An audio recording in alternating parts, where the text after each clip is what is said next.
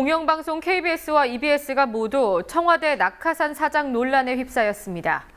고대영 KBS 사장 후보자가 예상보다도 수월하게 국회 인사청문회를 통과한 가운데 EBS 사장으로는 뉴라이트 교과서 주저자인 이명희 공주대 교수가 하마평에 올랐습니다.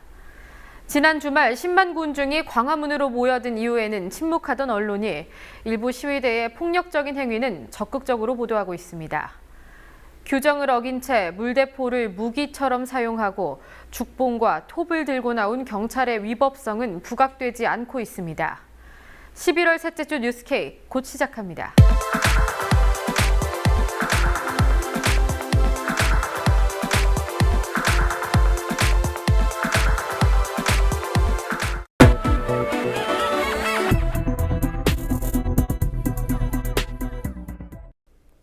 공영교육방송사 EBS의 사장으로 뉴라이트 교과서 집필자인 공주대 이명희 교수가 유력합니다. 일각에서는 청와대가 이명희 교수를 밀고 있다는 의혹도 제기되고 있는데요. 내부 구성원들의 반발이 거셉니다. 박다솔 기자가 보도합니다. 뉴라이트 성향으로 2년 전 교학사 역사교과서 파문이 중심에 서 있었던 이명희 공주대 사학과 교수가 유력한 EBS 사장 후보로 떠올랐습니다. 이 교수는 청와대 내정설의 주인공이기도 합니다.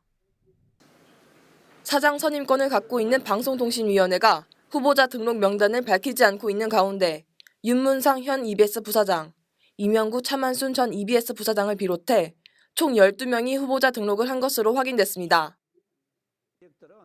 이 가운데 이 교수는 가장 유력한 후보로 꼽힙니다.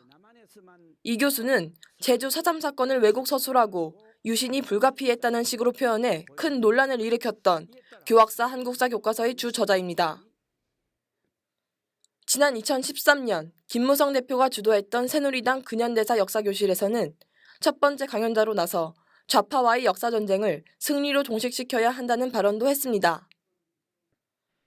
청와대가 이 교수를 EBS 사장으로 낙점했다는 의혹은 방통위 상임위원을 통해 제기됐습니다. 야당 추천을 받은 고삼석 방통위 상임위원은 자신의 SNS를 통해 내정설 제보를 받았다며 사실관계가 좀 더 드러나면 구체적인 제보 내용을 밝히겠다고 말했습니다. EBS 노동조합은 이 교수가 벌써 2차례 사장 공모에서 탈락한 적이 있다면서 사장 자격이 없다고 반발합니다. 이미 두 차례에 걸쳐서 EBS 사장의 공모를 했다가 낙마를 한 사람인데 이걸 역으로 생각을 해보면 방송통신위원회에서 이미 2차례나 이명희 씨는 EBS 사장으로서의 자질이 부족하다라고 결정을 내린 그런 선례가 있는 건데 논란이 커지자 어제 국회 미래창조과학통신위원회에 출석한 최성준 방통위원장은 내정설을 강하게 부인했습니다. 교학사 역사 교과서 대표 집필자로 여러 가지 좀 구설수에 올랐던 이명희 공주대 교수 이런 분들이 이렇게 EBS 사장 내정설로 지금 파다하게 퍼져 있어요. 저로서는 전혀 그 근거를 할 수 없는 이야기고요. 내정이란 있을 수도 없고 저희가 공모가 지금 끝났기 때문에. 하지만 이명희 교수가 임명될 가능성은 적지 않아 보입니다. 이명희 교수와 더불어 내정설에 오르내렸던 류석춘 연세대 교수, 양정호 성균관대 교수가 지원하지 않아 이명희 교수만 유력 후보자로 남았기 때문입니다. 지난 2009년 사장 임명 당시 일부 절차를 제외하고는 전 과정이 비공개로 진행됐고 사장 선임 절차를 명시한 규정도 따로 없기 때문에 이번에도 밀실 인사가 진행될 수 있다는 우려 또한 제기됩니다. 전국 언론노조 EBS 지부가 이명희 교수의 사장 임명이 강행될 경우 총파업을 비롯한 저지투쟁에 돌입한다는 방침을 밝힌 가운데 방통위는 오는 23일 전체 회의를 통해서 후보자들에 대한 면접 여부와 일정을 정합니다. 국민TV 뉴스 박다솔입니다. EBS는 KBS, MBC와 같은 공영방송사에 비해서 장악하기 쉬운 지배구조를 갖고 있다는 지적이 제기돼 왔습니다.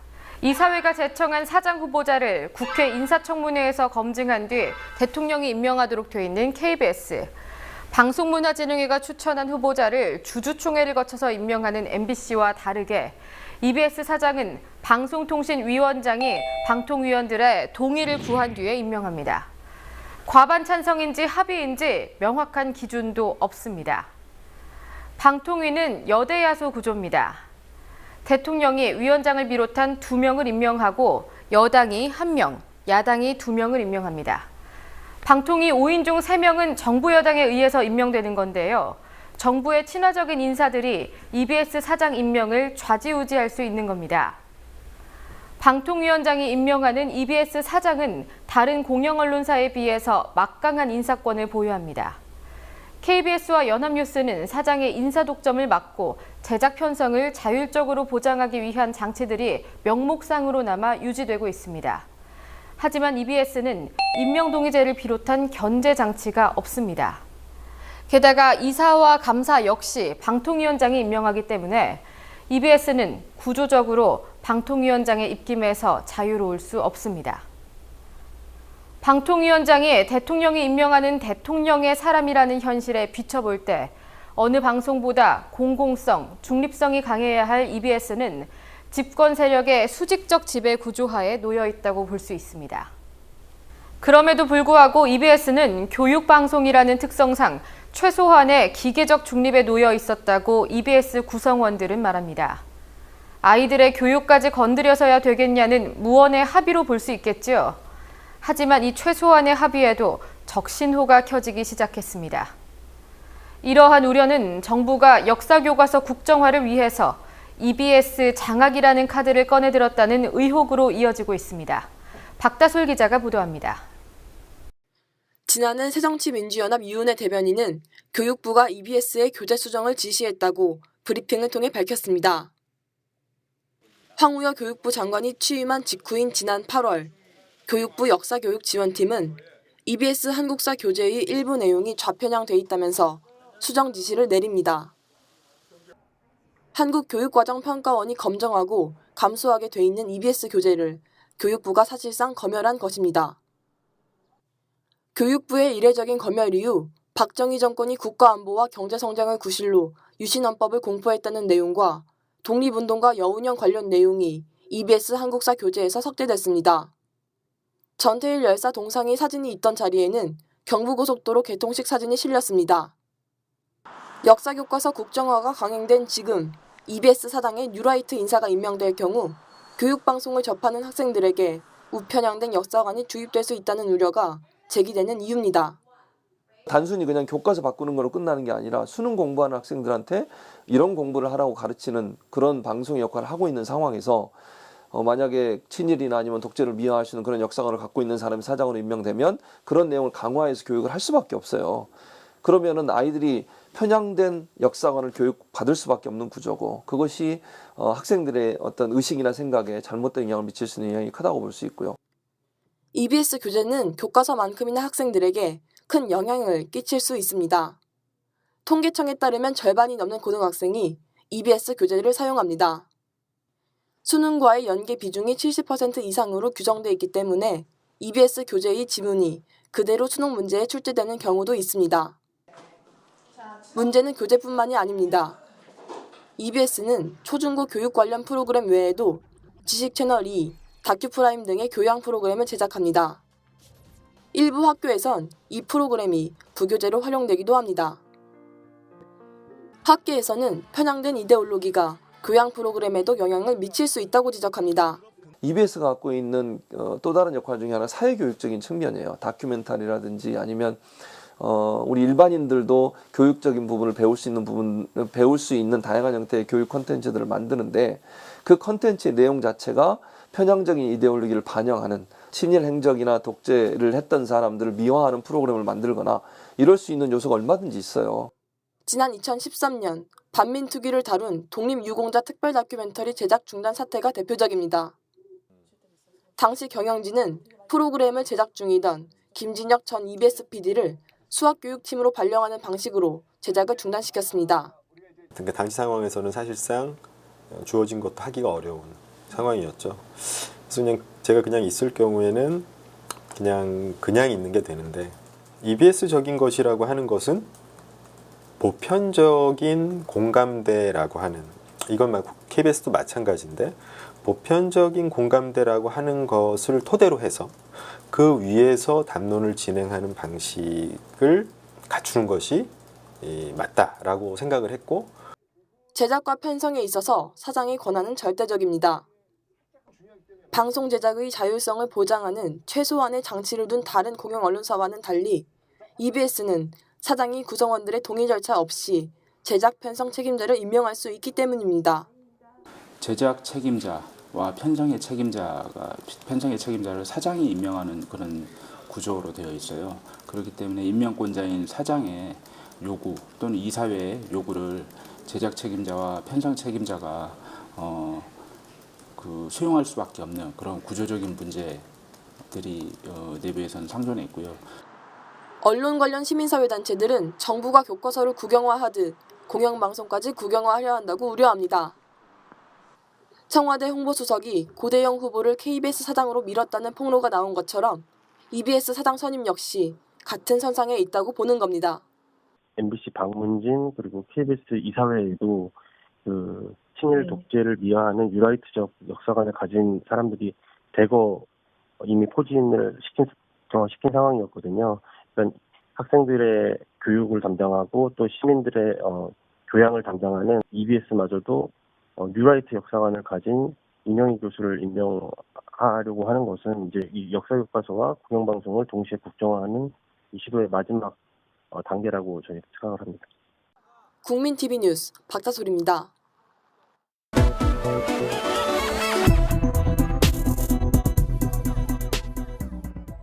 보도국장 시절 94% 불신임, 보도본부장 시절 84% 불신임, 청와대 낙하산 의혹. 각종 논란 속에 부적격 후보자로 지목돼 온 고대영 후보자가 오는 24일 KBS에 첫 출근할 가능성이 높아졌습니다. 여러 인사들의 발언들로 청와대 낙하산 의혹의 신빙성이 더해지면서 관심 속에 개최됐던 청문회는 결국 요식적 절차 수준을 벗어나지 못했습니다. 어제 국회 미래창조과학방송통신위원회에서 고대영 KBS 사장 후보자에 대한 인사청문 경과보고서가 채택됐습니다. 대통령 임명 절차만을 남겨두고 있지만 고 후보자에 대한 논란은 여전합니다. 고대영 후보자는 지난달 KBS 사장 후보자 최종 면접에서 여당 추천 이사 7명의 몰표를 받고 최종 후보자로 선출됐습니다. 이러한 담합의 배경에는 청와대가 있다는 의혹이 제기됐습니다. 사장 공모에 지원한 강동순 전 KBS 감사가 김성우 청와대 홍보수석이 이인호 이사장에게 고대영 후보자 선출을 검토해달라고 했다면서 청와대에 고대영 낙점서를 주장한 겁니다. 이후 미디어오늘이 청와대 개입설을 시인하는 듯한 이인호 이사장의 발언을 보도했습니다. 지난달 미디어오늘 기자와 통화를 마친 이인호 이사장이 손병두 전 KBS 이사장으로 추정되는 인사에게 전화를 걸어서 청와대와 통화했을 리 없다면서 딱 잡아댔다고 말했다는 것입니다. 강동순 전 KBS 감사, 이인호 이사장 모두 이러한 보도를 부정하지 않았습니다. 의혹 검증의 공이 인사청문회로 넘어간 상황이었지만 청문회는 사실상 예비사장 간담회 수준이었습니다.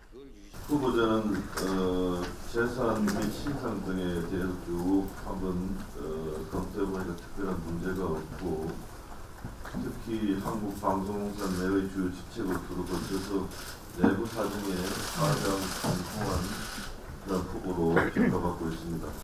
지난 16일 국회에서 진행된 KBS 사장 인사청문회에서 여당 의원들은 고대영 후보자에게 우호적인 태도로 일관했습니다. 해명할 기회를 주기도 했습니다.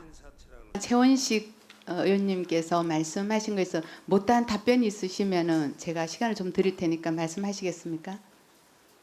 네, 뭐 못다한 답변은 아니고요. 네, 하실 말씀. 일부 언론에서 제가 무슨 야당 의원들도 이례적인 질문을 반복하는 수준에 그쳤습니다. 청와대 개입설에 대해 질의한 몇몇 의원들도 모르는 일이라는 고대영 후보자의 답변을 적극적으로 검증하지 못했습니다. 청와대와의 연관성 이런 것들이 지금 지적이 되고 있잖아요. 연관이 있는 것입니까? 저는 없습니다. 예, 없죠. 모릅니다. 누구에게도 빚진 것이 아니라면 공정하고 중립적인 방송을 세우는데 책임 역할을 다해야 된다고 생각합니다. 그렇죠? 예, 그렇게 하겠습니다. 예. 그런데 고대영 후보자는 청문회가 끝난 뒤 청와대 개입설을 묻는 취재진의 질문에도 끝내 입을 열지 않았습니다. 아니, 하루 종일 이야기하셨는데 기자들 질문에는 한마디도 안 해주셨잖아요. 김성우 수석이랑 정말 아무런 접촉도 안 하셨나요? 분명히 아까 이야기했습니다. 봤어요. 청문 보고서 채택이 이뤄진 어제는 새정치민주연합 최민희 의원이 고대영 후보자가 청문회에서 위증을 했다면서 후보자 스스로 사퇴해야 한다고 주장했습니다. 2011년 한나라당 강원지사 후보의 불법 선거를 축소 보도했다는 지적에 대해서 고대영 후보자는 현장 취재기자의 보고에 따랐다고 말했습니다. 하지만 당시 보도를 확인해본 결과 현지 언론에서 경찰이 적발한 불법 선거운동으로 보도한 내용이 본사로 넘어오면서 여야 간 공방으로 축소됐습니다. 최 의원은 고 후보자의 위증에 대해 검찰 고발을 추진하겠다고 밝혔지만 여야는 청문 보고서에 부적격 의견을 병기하는 선에서 사퇴를 수습했습니다. 고대영 후보자를 부적격 인사로 규정해온 KBS 양대 노조는 고 후보자 임명이 강행될 경우 총파업에 나서겠다고 예고했습니다. 고대영 후보자가 공공연히 노동조합에 대한 법적 대응을 강조해온 만큼 노조와의 강한 충돌이 예상됩니다. 국민TV 뉴스 노지민입니다.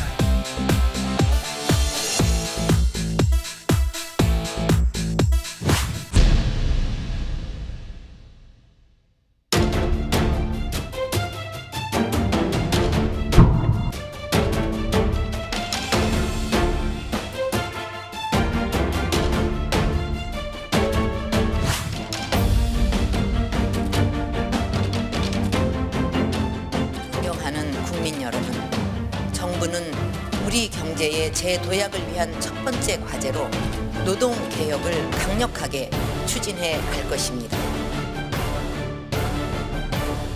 노동개혁은 일자리입니다. 노동개혁 없이는 청년들의 절망도 비정규직 근로자의 고통도 해결할 수 없습니다.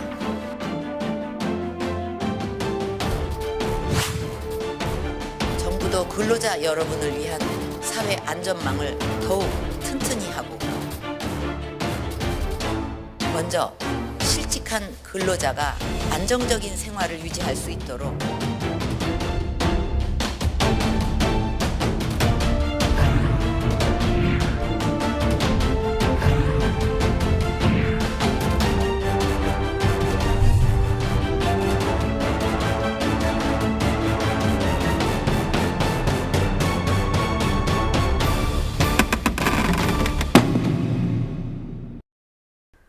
과잉 진압으로 시민의 목숨을 위태롭게 만든 경찰은 안타깝다는 입장을 밝힌 뒤 어떠한 사과도 하지 않고 있습니다.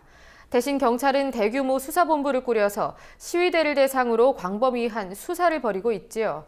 진압도구 사용을 경찰에 전적으로 맡기기보다는 헌법재판소의 결정대로 법률을 통해 규제해야 한다는 지적이 제기됩니다. 김지혜 기자입니다. 지난 14일 열린 민중총궐기를 불법 시위로 규정한 경찰은 불법 행위자를 찾아내겠다며 대대적인 수사 작업을 진행 중입니다. 구속영장이 발부된 민주노총 한상균 위원장이 피신한 조계사 주변에만 100여 명이 넘는 경찰력이 배치됐고 전국적으로는 약 1,200명의 경찰이 동원돼 민중총궐기 참가사를 색출하고 있습니다. 이 과정에서 경찰의 무리한 수사가 입길에 오르고 있습니다. 민중총궐기를 주도한 민주노총 측 관계자는 경찰이 관광버스 회사에 전화를 걸어 버스를 타고 상경한 집회 참가자들을 파악하려 했다고 전했습니다. 앞서 경기도 안산 상록경찰서는 지난 18일 관내 공기업과 민간기업 등의 수사협조 공문을 보내 무단으로 유출할 경우 형사처벌까지 받을 수 있는 노조원 명단을 요청했습니다. 지난 17일에는 방첩이 주업무인 서울경찰청 보안수사대 소속 경찰이 CBS 김현정의 뉴스쇼 제작진과 인터뷰한 집회 참가자의 정보를 요구하기도 했습니다. 민중총궐기와 관련된 경찰의 수사 범위는 집회 참가자 색출에 그치지 않았습니다. 취재 과정에서 뉴스K는 살수차를 제작했던 업체에 경찰이 연락을 시도한 정황을 확인했습니다. 업체 관계자는 경찰의 살수차를 제작한 경험이 있느냐는 질문에 왜 그런 질문을 하는지 물었습니다. 이어 안 그래도 경찰이 연락을 해왔다며 우리 업체가 아니라고 밝혔습니다. 경찰은 소규모 인터넷 커뮤니티 운영자에게도 수사 협조를 요청했습니다. 사이버 수사대는 해당 커뮤니티에 있는 민중총궐기 관련 게시글 작성자의 신상 정보를 요구했습니다. 경찰이 백남기 씨와 같은 사고가 재발하지 않도록 반성하기는커녕 강도 높은 수사에만 집중하면서 사고의 재발을 막기 위해서는 경찰의 집회 진압 방식을 법률로 규제해야 한다는 주장이 설득력을 얻고 있습니다. 헌법재판소가 지난해 의견을 낸 대로 살수차 운영 방식을 법률로 규정해야 한다는 것입니다. 작년에 물대포 사용 행위에 대한 위헌 확인 사건에서 헌법재판소가 물대포의 사용 기준이나 그 법적 근거에 대해서 경찰청 훈령이 아니라 국회가 만든 법률에 규정하라고 판시를 했거든요. 판시를 했기 때문에 국회는 그러한 헌법재판소 판결의 취지에 따라서 물대포의 사용 근거나 그 사용 기준에 대해서 법 개정을 통해서 법에 규정을 했었어야죠. 실제로 지난해 국회에서는 관련법 개정이 시도됐습니다. 하지만 경찰이 내부 규정으로 충분하다고 반발하면서 경찰 규정을 수정하는 선에서 마무리됐습니다. 경찰의 내부 규정만으로는 국민의 안전을 담보할 수 없는 사실이 밝혀진 만큼 사고 재발 방지를 위한 최소한의 안전장치 마련은 국회의 몫으로 남았습니다. 구미TV 뉴스 김지혜입니다. 갈고리, 죽봉, 톱, 듣기만 해도 살벌한 도구들이 경찰의 진압 장비로 사용됐습니다. 경찰은 불법 집회에 대응하기 위해서 이런 장비들을 준비했다고 말하는데요. 이러한 진압 장비를 사용한 행위 자체가 불법이었습니다. 도혜민 기자입니다. 지난 14일 서울 세종로 민중총궐기 현장. 민중총궐기와 관련해 최상위 비상령인 가포비상을 내린 경찰은 집회 시작 전부터 서울 광화문 일대에 차벽을 치고 강경 대응을 예고했습니다. 살수차, 경찰버스, 경찰 방패 등이 전면에 나선 가운데 새로운 진압 장비들도 배치됐습니다. 제가 들고 있는 이 콩기름도 지난 토요일 집회 진압 과정에서 경찰이 사용한 장비 중 하나였습니다. 경찰은 시위대가 차벽에 오르는 것을 막기 위해 콩기름을 차체에 발랐다고 밝혔지만 시위대를 향해 콩기름이 사용되는 모습이 자주 목격됐습니다. 이전에는 사용되지 않았던 갈고리, 죽봉, 장대톱 등도 민중총궐기 현장에 등장했습니다. 이 가운데 새로 등장한 갈고리형 장비에 의해서는 한 참가자가 부상을 당하기도 했습니다. 2.2cm 정도가 펴진 것 같고요. 찢어진 거는 4cm가 조금 넘었습니다. 낚시바늘 모양의 양쪽으로 펼쳐진 갈고리를 길이가 한 2m 한 10cm, 20cm 정도 되는 것 같아요. 제 어린 짐작으로. 저한테 내려친 거죠. 동일한 모양의 갈고리가 버스 위에 있는 경찰도 가지고 있었어요. 그 경찰도 동일하게 밑을 향해서 내려치는 그런 형국이었었죠. 문제는 새로 사용된 진압 장비가 경찰의 장비 목록에 포함돼 있지 않다는 점입니다. 장비과를 거치지 않나요? 일단 지금 등록돼 있는 이런 부분도 아닌 것 같고요. 지금 나왔던 장비들이 등록은 안 돼 있다는 말씀이시죠? 경찰은 진압 장비 도입과 관련된 규정도 지키지 않았습니다. 경찰 장비에 대한 규정에 따르면 경찰청장은 새롭게 도입한 장비에 대해 안전성 검사를 실시해야 하고 이 결과 보고서를 3개월 이내에 국회에 제출해야 합니다. 하지만 뉴스K 취재진이 확인한 결과 신규 장비 중 국회에 안전성 보고서가 제출된 것은 단 하나도 없었습니다. 기존에 있던 진압 장비의 사용량이 급증한 것도 눈여겨봐야 할 대목입니다.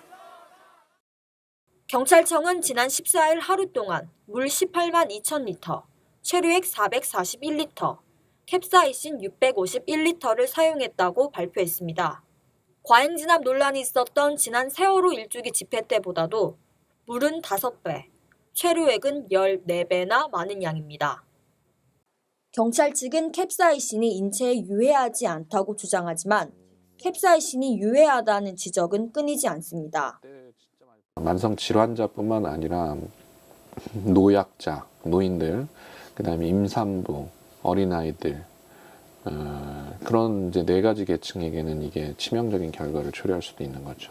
사실 외국에서도 이것을 사용하고는 있지만 아주 한정적으로 가령 이 교도소 같은 데 폭력이 일어나서 그 폭력을 제압하기 위해서 한국에서 이번에 사용한 것처럼 불특정 다수에게 그것도 그 안에 어떤 사람이 지금 있는지도 모르는 상태에서 그렇게 유해 물질을 뿌린다는 건 상상할 수 없는 일이죠, 사실. 살수차에 캡사이신을 섞어서 사용할 때는 순간적으로 많은 양이 쏟아져 나오기 때문에 더 위험할 수 있다고 전문가는 경고합니다. 물대포는 상황이 다르죠. 같은 농도라고 해도 보다 많은 양이 오랜 시간 동안 노출될 수 있습니다. 유해물질은 양에 비례하는 거기 때문에 농도가 적었더라도 물을 더 많이 맞거나 더 오랜 기간 맞게 되면 적은 농도에서도 더 큰 영향이 나타날 수가 있습니다. 시민의 안전은 고려하지 않은 채 경찰은 집회 진압의 강도만 높여가고 있습니다. 국민TV 뉴스 도희민입니다. 민중 총궐기 이후 일주일에 가까운 시간이 지나고 있지만 여전히 왜 사람들이 거리로 나왔는지 알지 못하는 사람들이 다수입니다. 반면에 물대포를 맞은 시민이 중태에 빠졌다, 일부 시위가 폭력적인 행태를 보였다는 소식은 빠르게 퍼져나가고 있습니다. 언론의 중요성을 다시금 확인하게 되는 요즘인데요. 이른바 주류 언론은 민중 총궐기를 어떻게 전했는지 안은필 기자가 정리했습니다. 지난 14일 서울에서 열린 민중 총궐기 집회는 2008년 광우병 촛불 시위 이후 최대 규모였습니다. 하지만 지상파를 비롯한 대다수 언론은 이를 외면하거나 왜곡했습니다.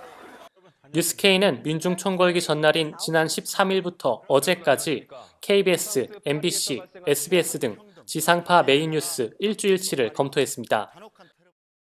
이 기간 동안 민중 총궐기 관련 뉴스는 KBS 9시 뉴스에서 10건, MBC 뉴스데스크에서 7건, SBS 8시 뉴스에서 5건 보도됐습니다. 반면 파리 테러와 관련된 보도는 KBS 60건, MBC 54건, SBS 40건이었습니다. 파리 테러 사건 보도에 최소 6배에서 8배 많은 시간을 할애한 겁니다. 파리 테러 사건이 난 뒤인 지난 14일부터 어제까지는 관련 보도가 헤드라인을 차지했습니다. 파리 테러 사건이 가벼운 사안은 아니지만 지상파 3사가 국내 주요 사안은 무시한 채 파리 테러 보도에만 집중한 것은 문제라는 지적이 나옵니다. 왜 뭐 신문과 들어가면 처음에 배우는 게 내 주변에서 벌어지는 일이 더 큰 뉴스인 거잖아요. 그런데 그거를 완전히 방기하고 외국의 이야기만 계속 이제 메인부터 막 이렇게 부각하고 국내에서 사람이 물대포를 맞아서 지금 뭐 사경을 헤매고 있는데도 이 내용을 보도하지 않고 그런 진압의 문제라든가 이런 것들을 얘기하고 하지 않고 있는 건 좀 심각한 거죠. 지상파 3사가 민중 총궐기를 외면했다면 대부분 종편들은 민중 총궐기를 적극적으로 보도하며 사실을 왜곡하고 나섰습니다. 지난 13일부터 어제까지 종합편성 채널 메인 뉴스에 보도된 민중 총궐기 관련 꼭지는 TV조선의 메인 뉴스인 뉴스판의 경우 46건, 채널A 종합뉴스는 29건, JTBC 뉴스룸은 24건이었습니다. 지상파에 비해 보도량은 훨씬 많았지만 문제는 그 내용이었습니다. TV조선은 민중 총궐기 관련 기사 제목에 불법, 폭력 등 부정적 단어를 주로 사용하며 시위대의 폭력성만을 부각했습니다. 경찰의 대표적 과잉 진압 사례인 백남기 씨 관련 보도는 단 한 건에 그쳤습니다. TV조선은 또 반정부 시위 단골단체들 포진, 이적단체도 참여, 이번 달 내내 민중 총궐기 독려한 북한 등의 기사를 내보내며 종북몰이를 하기도 했습니다. 채널A는 백남기 씨에 대해 단 한 건도 보도하지 않았고 색깔론, 폭력성 부각 등 TV조선과 비슷한 취지의 내용들로 채워졌습니다. JTBC는 지상파와 종편 중 유일하게 경찰 차벽의 문제점을 지적했고 경찰 과잉 진압 논란에 대해서도 여러 차례 보도했습니다. 지상파 3사와 종편 가운데 보도 기능을 제대로 수행하는 곳은 JTBC밖에 없다는 지적이 나오는 이유입니다. 시위에 나온 집회에 나온 모든 사람은 사실상 저는 적으로 보고 있다, 이 방송이. 그리고 심지어는 저희가 보고서에는 안 썼는데 폭도라는 단어도 사용을 토크쇼에 나오는 사람들은 하거든요. 적이다, 폭도이다 이렇게 보고 그러니까 좀 더 강한 진압을 요구한다거나 이런 식의 보도들이 많고. KBS에 이어 EBS까지 지상파 국정화가 진행되고 있다는 지적이 나오는 상황에서 민중 총궐기와 같은 중요 사안이 더 축소, 왜곡 보도될 수 있다는 우려의 목소리가 커지고 있습니다. 국민TV 뉴스 안은필입니다.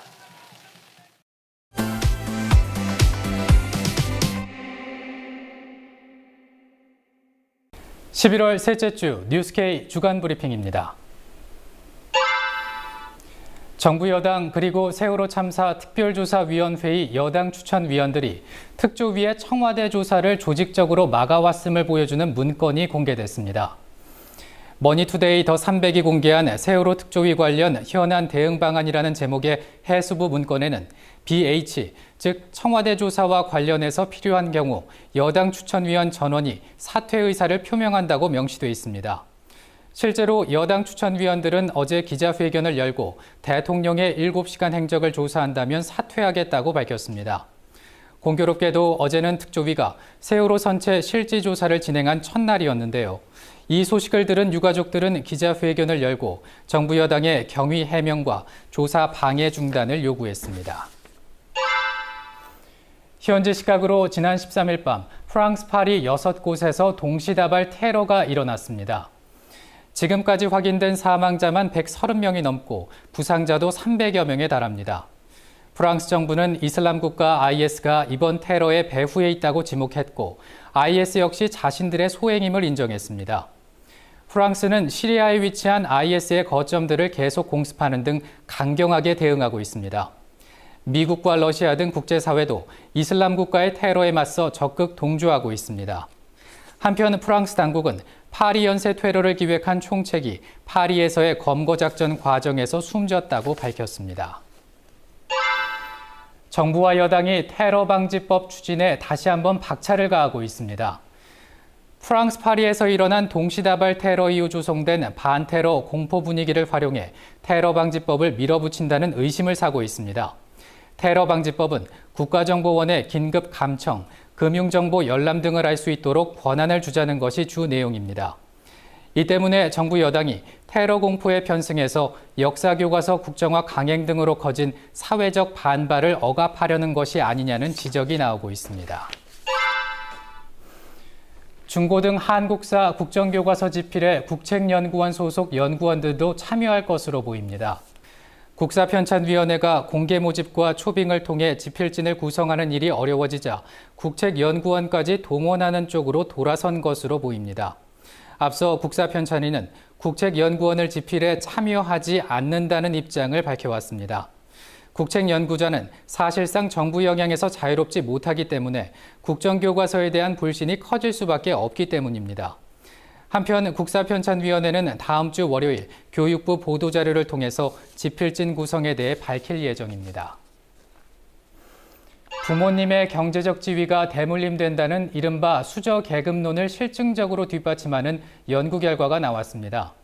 김낙년 동국대 경제학과 교수가 한국인의 자산에서 증여와 상속이 차지하는 비중을 추산했는데요.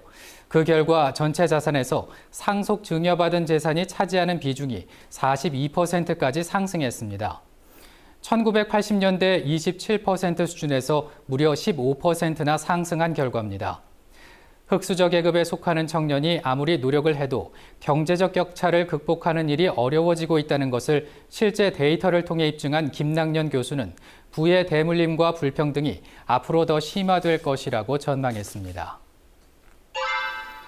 지방자치단체가 조례를 통해서 대형마트의 영업시간을 제한하고 의무 휴업일을 지정하는 것이 적법하다는 대법원의 판결이 나왔습니다. 지난 2012년 서울 동대문구청과 성동구청 등이 대형마트의 24시간 영업을 제한하고 의무 휴일을 지정했는데요. 여기에 반발해서 이마트와 홈플러스, 롯데마트 등 대형 유통업체들이 소송을 냈습니다. 앞서 상고심에서는 유통업체들이 승소를 했지만 대법원 전원합의체는 어제 건전한 유통질서 확립과 근로자의 건강권 보호 및 중소유통업과의 상생 등 규제로 달성하려는 공익은 중대하고 보호해야 할 필요성이 크다면서 원심 판결을 깨고 지자체의 손을 들어줬습니다. 퇴임을 나흘 앞둔 조대현 KBS 사장이 자사 비판글을 사내 게시판에 게시한 직원을 해고했습니다. 지난 7월 KBS 인천사업지사 직원 신모 씨는 강선규 보도본부장에게라는 제목의 글을 통해서 KBS 뉴스를 비판했는데요. 사측은 이 글을 삭제한 뒤 신 씨를 인사위원회에 회부했고 신 씨의 재심 청구에도 불구하고 해임을 확정했습니다. KBS 새 노조에 따르면 지난 1990년대 민주화 투쟁 이후 근무 태만이 아닌 이유로 직원을 해고한 사례는 이번이 처음입니다. 지금까지 뉴스K 주간 브리핑의 정승조였습니다.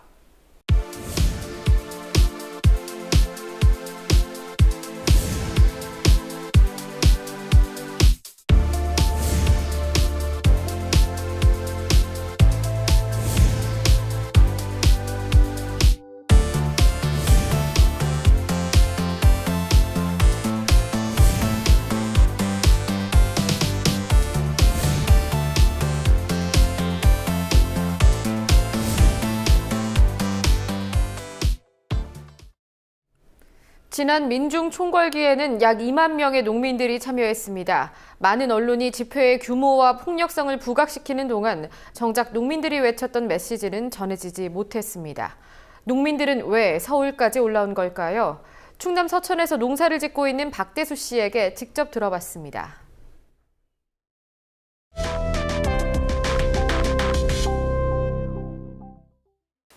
안녕하세요. 네, 안녕하세요.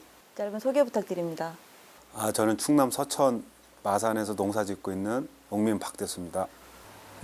올해 농사가 풍년이었다고 하던데 어떻게 주머니는 넉넉해지셨습니까? 그러니까 올해는 뭐 다들 아시겠지만 나랏값이 원체 싸져서 작년 대비 20% 이상 차이가 나는 것 같아요. 그러니까 1년을 농사 져서 가을에 수확을 해서 그 재미로 농사를 짓는데 올해는 풍년이지만 고가는 샀는데 주머니는 굉장히 얇아졌습니다. 쌀값이 떨어지는 거는 올해 농사가 풍년이어서 그런 건 아닌가요? 뭐 대부분 또 그런 이야기를 해요. 뭐 관에서도 그런 얘기하고 뭐 재작년부터 풍년이 들면서 뭐 국민들은 쌀을 먹지 않고 다른 걸 소비하면서 뭐 풍년이 드는데 소비가 안 돼서 그런다. 그런데 실제적으로 보면 이게 밀려 있는 거죠. 쌀이 창고에 밀려 있다 보니까 그 쌀이 많다 보니까 싸지는 거거든요. 그 안에 원인은 이 수입쌀. 지금 수입쌀이 굉장히 창고마다 많거든요. 우리가 알지 못해서 그렇지. 그런 게 어느 시장에서는 풀리고 있다는 거죠. 잡지를 못하고 있는 거고. 그래서 결국엔 이런 쌀 시장 안에서 보면은 수입쌀의 과잉 속에서 국내산 쌀이 자꾸 그 소비가 안 되다 보니까 싸지는 거죠. 그래서 쌀값 하락의 원인은 풍년 농사가 아니고 수입쌀, 그 안에 또 밥살용 수입쌀이 큰 문제인 거죠. 그 현재 추곡 수확가는 어느 정도입니까? 20년 전과 하나도 변하지 않았다 이런 주장들도 많이 나오던데요. 쌀 가격을 따져보면 20년 전 나락 쌀 가격이 13만 5천 원이었습니다. 근데 올해도 아까 말씀드린 대로 이 지역의 쌀값은 13만 5천 원입니다. 하나도 변하지 않았습니까? 등락 있었죠. 중간에 18만 원도 가고 뭐 14만 원, 15만 원도 갔는데 이처럼 떨어진 것은 진짜 오래간만이죠. 쌀값 얘기 뭐 한심하죠. 한심하고 하니까 벼농사를 짓는 사람이면 그걸 100%로 쌀을 팔고 나락을 팔아서 그렇게 살아야 되는데 1년을. 근데 그런 게 보장이 안 되니까 자꾸 딴 일을 하죠. 하우스를 꽂고 뭐 그럼 소를 켜볼까요? 소를 켜보고 밭에다가 뭐 콩이나 이런 걸 심었던 분들이 또 고추를 심고 또 그 안에 돈 된다고 하는 다른 걸 심다 보니까 자꾸 도미노처럼 쓰러지는 거예요. 돈이 자꾸 투잡이 생기는 거죠. 알바를 해요. 아르바이트를. 그리고 뭐 쉽게 이제 공사 현장 일을 다니죠. 그러니까 벼농사 끝나고 나락을 팔려면 바로 그쪽으로 가요. 농민이 그러니까 농번기, 농한기가 있어서 그런 내용이 있는 건데 그런 게 없어졌습니다. 농촌이. 항상 바빠요. 수확을 하셔서 기쁘셔야 될 텐데 참 기분이 착잡하시겠어요. 우리나라에서 생산하는 게 올해 한 430만 톤이라고 얘기를 해요. 쌀 생산량이. 근데 내년에는 농사를 안 져도 반절의 그런 쌀 재고량이 담아있죠. 내년에는 가격이 얼마나 되겠습니까? 근데 올해 잘 싸우지 않고 어떤 대책이 나오지 않으면 내년에는 농사를 반절만 져도 가격이 올해만큼밖에 안 된다는 거죠. 수확이 이제 끝났지만 지금 이제 그 나락을 팔아가지고 써야 될 거 아니에요. 근데 사가는 사람들도 없어요 지금. 가격이 불안정하니까 장사가 안 가져가요 나락을. 그러니까 뭐 지금 뭐 비료값도 줘야 되고 한 해 농사진 이자도 내야 되고 그런 게 올해 지금 이달은 11월 달인데 12월 말 되면 답이 더 없는 거죠. 그때가는 막 팔겠죠 어떻게라도. 그럼 더 싸지겠죠 지금보다도. 네 그렇게 보고 있습니다. 이렇게 쌀 가격이 하락하고 떨어지고 곤두박질 치는데도 농민들이 그 농사를 포기하지 못하는 이유는 뭘까요? 농민이니까 하는 것 같아요. 그리고 여태 해왔기 때문에. 그러니까 우리도 저 집 앞에 있는 밭 한 자리 저것을 뭐 퇴비를 넣고 비료를 넣고 뭐 작물을 심고 그래서 남지 않을 거다는 생각을 하면서도 심기도 해요. 이거 해서 도대체 뭐가 남어? 차라리 여기에 들어가는 그 뭐 노력을 차라리 어디 품팔러 가지고 한 열흘 품팔으면 이거보다 나을 텐데 얘기를 하면서 짓습니다. 근데 항상 눈앞에 보이는 땅이거든요. 거기 그 눈앞에 보이는 땅에 잡초가 무성하고 그런 걸 어떻게 봐요? 그래서 대부분 농민들은 그런 마음일 거예요. 특히나 어르신들은 더 할 테고 소농들은 더 할 테고. 질문의 카테고리를 좀 바꿔보겠습니다. 그 지난 14일 민중 총궐기에 참여하셨었나요? 네, 갔다 왔습니다. 기성 언론들은 온통 경찰과 시위대의 충돌에만 관심이 있지 정작 농민들이 이날 왜 그 집회에 참여하게 됐는지에 대해서는 관심이 없어 보입니다. 그래서 한번 여쭤보겠습니다. 이날 집회에 참석하신 이유는 무엇입니까? 쌀값 올려달라고 한 거예요. 쌀값 올려줘야 우리 농민들 산다. 그리고 쌀값이 버텨줘야 농촌이 산다. 그 얘기를 하러 올라간 거죠. 어르신들도 모시고 뭐 다리가 아프신 할머니, 할아버지들 다 모시고 올라갔거든요. 뭐 지금 이제 폭력 시위 뭐 그런 내용으로 지금 방송이 되는 거지 그 왜 이렇게 할아버지 할머니들이 왜 지팡이 짚고 왔는가 그런 내용은 전혀 없는 게 참 갔다 온 입장에서 보면 안타깝고 화가 나고 억울하고 막 그런 거죠. 농업 문제는 심각하지만 정작 농민운동은 예전과 같지 않습니다. 왜 그렇다고 생각하세요? 지쳤죠. 농민들이 지쳤습니다. 가서 목소리를 내면 어떻게 목소리를 내면 해주겠다. 그리고 목소리를 내야 맞다는 어떤 당위성과 그런 희망이 있었거든요.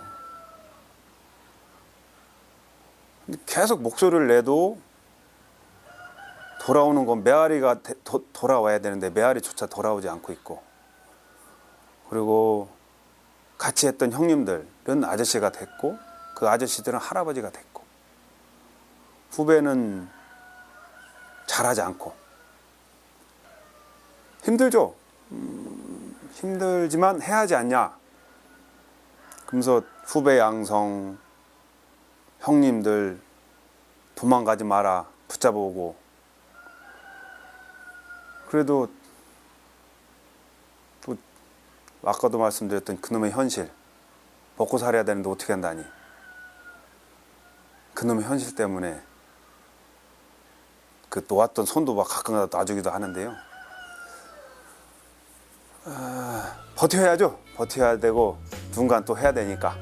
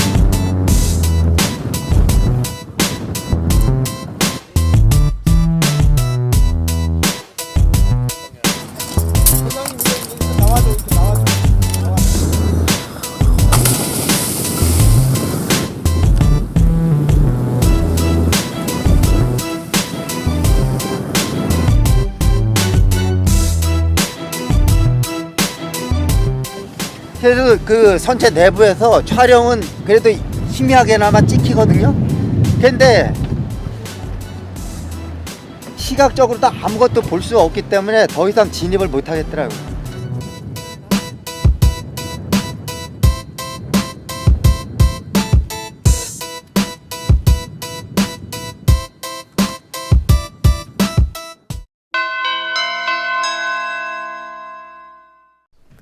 규정을 무시한 경찰의 물대포에 맞은 농민이 여전히 의식을 찾지 못하고 있습니다. 새누리당과 조선일보는 농민이 중태에 빠진 이유가 물대포가 아닌 시위대의 폭행이라고 호도하고 있습니다. 극우 사이트인 일간베스트에서 농민을 도우러 가는 청년의 모습을 폭행으로 왜곡했는데 이 논리를 그대로 전하고 있습니다. 조선일보는 과거 한미 FTA 반대 집회 당시에도 종로경찰서장을 경호하는 경찰의 모습을 시위대의 폭행으로 왜곡 보도했는데요. 이때 역시 오보에 대한 사과는 없었습니다. 잘못을 저질렀을 때 사과하는 것이 아니라 그것이 진실로 여겨질 때까지 우기는 것, 집권 세력과 보수 언론이 국민을 대하는 태도입니다. 뉴스 마칩니다. 시청해주신 여러분 고맙습니다.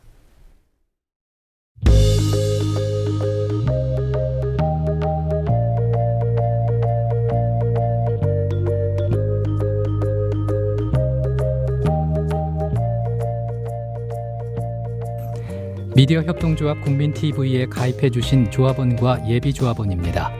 김윤석, 전광희, 김준, 염현아, 신지혜, 최지영, 김인우, 김승규, 최호, 신현우, 박재응, 나눔바자, 권구영, 임석규, 최혜준, 김연아, 김재용. 자본과 정치 권력의 자유로운 언론 미디어협동조합 국민TV에 가입해주셔서 감사합니다. 미디어협동조합은 경쟁을 통한 이익 추구보다 협력과 상생 가치를 보다 소중히 여기며 더 자유롭고 더 정의롭고 더 행복한 사회를 만드는 데 공헌하겠습니다.